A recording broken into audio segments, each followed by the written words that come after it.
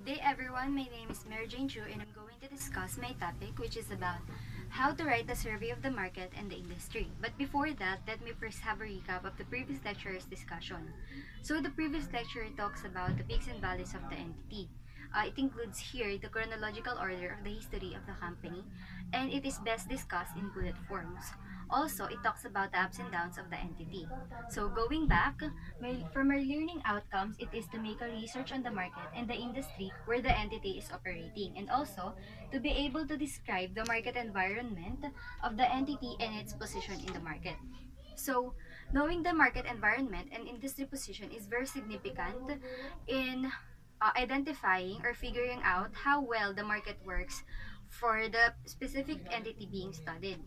It helps the analyst to have a great sense of what is going on in the industry. And one of the greatest indicator of how a business will perform is based on the performance of the industry as a whole.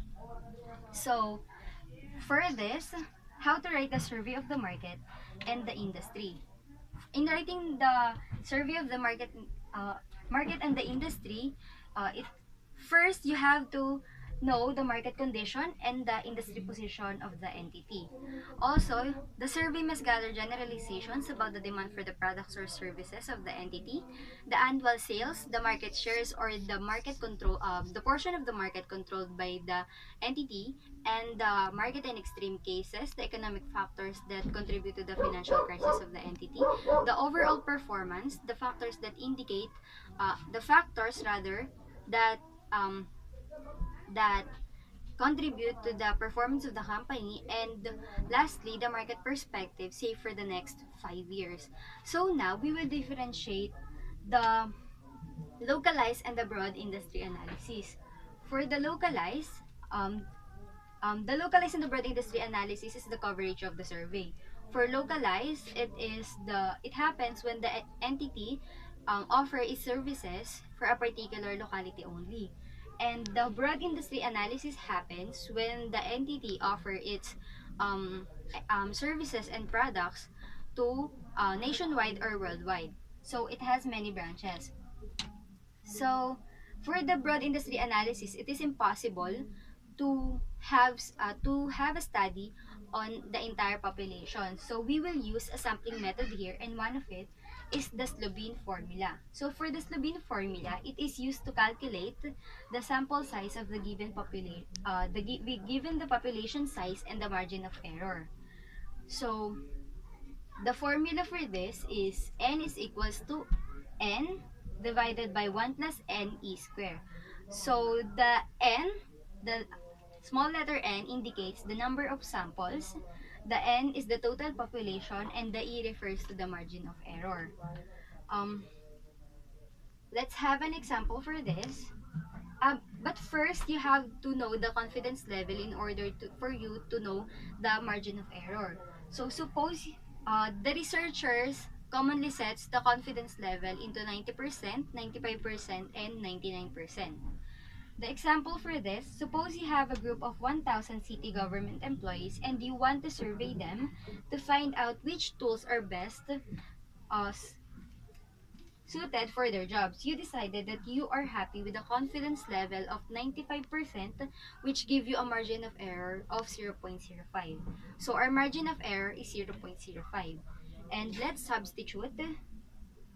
N is the total population is 1,000 city government employees, and then the margin of error is 0.05. So 1,000 divided by 1 plus 1,000 times the margin of error squared, we will have a 286 something. So, therefore, there should be a 286 people to be surveyed in order for us to know the accurate result, or the accurate which tools are best suited for the jobs of 1,000 city government employees. So next is the Herfindahl-Hirschman Index, a measure of the size of the firm in relation to the industry and an indicator of the amount of competition among them. So it is also defined as the sum of squares of the market shares in the industry. And an increase in the Herfindahl-Hirschman Index will translate to a decrease in the competition and an increase in the market power, whereas the decrease in the HHI will indicates the opposite. So, the formula for HHI is the sum of squares of the market participants' market share and then sum those squared numbers. So, based on the result, based on the formula, the result ranges from 1 to 10,000. Whereas, if the HHI is close to 10,000, it indicates a highly concentrated monopolistic market. And why is that? Because if the monopolistic, if the market participant is only one and has a full control of the market, and the 100% is 100, the square of this is 10,000. So, if the HHI is close to 1, then it is a small equally sized participants in a competitive market. And note that any merger of transactions that increase the HHI by 200 um, will have a significant market power enhancement and creates an antitrust concerns. So, this is the example for the Herfindahl-Hirschman Index. So, for example, assume that the hotel industry has 8 participants as follows. Participants A to H. And then the market share, with their corresponding market share, firm A has 10% market share, B has 9%, C has 12%, D has 15% market share, E has 12% market share, and firm F have 11% market share, G has a 15% market share, and H has a 16% market share. And square all these market shares, these are the results. So the market share is 100%, and then the square of this, squared numbers is 1,296. So these are the cutoffs for the Herfindahl-Hirschman Index. An H below 0.01 or 100 is a highly competitive industry. H below 0.15 or 1,500 is an unconcentrated industry. An H below 0.15 to 0.25 or 1,500 to 2,500 is a moderate concentration. And lastly, an H above 0.25 or 2,500 is a high concentration.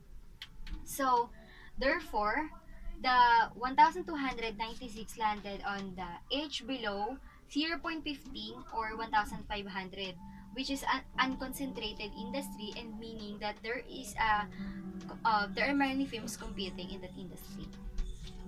Then we have the concentration ratio. For the concentration ratio, it is calculated as the sum of the market share percentage held by the largest specified number of firms in an industry. So the concentration ratio ranges from 0 to 100% and it indicates the degree of competition in the industry. So the formula for the concentration ratio is the sum of the market share of the leading firms over the total market share times 100. So we have an example for the concentration ratio in a tabular form. So the firms A, B, A, B, C, D, and E to Z. So the production in million of units, 100. The firm A has a production of 150. The firm B has a production of 100.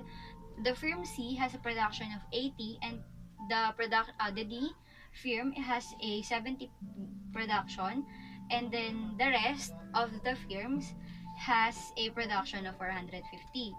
So first, let's sum this production, the production of the firms. So 150 plus 100 plus 80 plus 70 and plus 450 is equals to 850. So now the 850 is our now total market shares. And now let's compute for the leading four firms. So our leading four firms is the firm A, firm B, firm C, and firm D, which has a 150 plus 100 plus 80 plus 70, and now we will have the four leading firms total of 400. Now, let's substitute 400, which is the leading firms total, and then the total market share 850 times 100, and we will get an amount of 0.47 or 47% concentration ratio. So let us first determine the level of concentration. If the concentration is 0%, there is no concentration, means that it is perfectly it's a perfect competition. And then 1% to 50% indicates a low concentration or a monopolistic market. 51% to 80% medium concentration or a monopoly, oligopoly. And then 81% to 100% high concentration, oligopolistic. So, the 47% concentration ratio landed on the 1 to 50%, which is a low concentration. Low concentration meaning that there is a competition but not that quite. So in a nutshell, it is important to know how the market works in order to have in order to gain a better position in the industry. And also, we will also should know the coverage of the industry, which is a localized industry analysis and the broad industry analysis. For the broad industry analysis, we should use a sampling method, and one of it is the Slovene formula. And next is the Herfindahl-Hirschman Index. It provides a great additional weight to the larger firms, and the concentration ratio mainly talks about the competition in the industry and whether the entity follows an oligopolistic structure. That's all for my report. Thank you.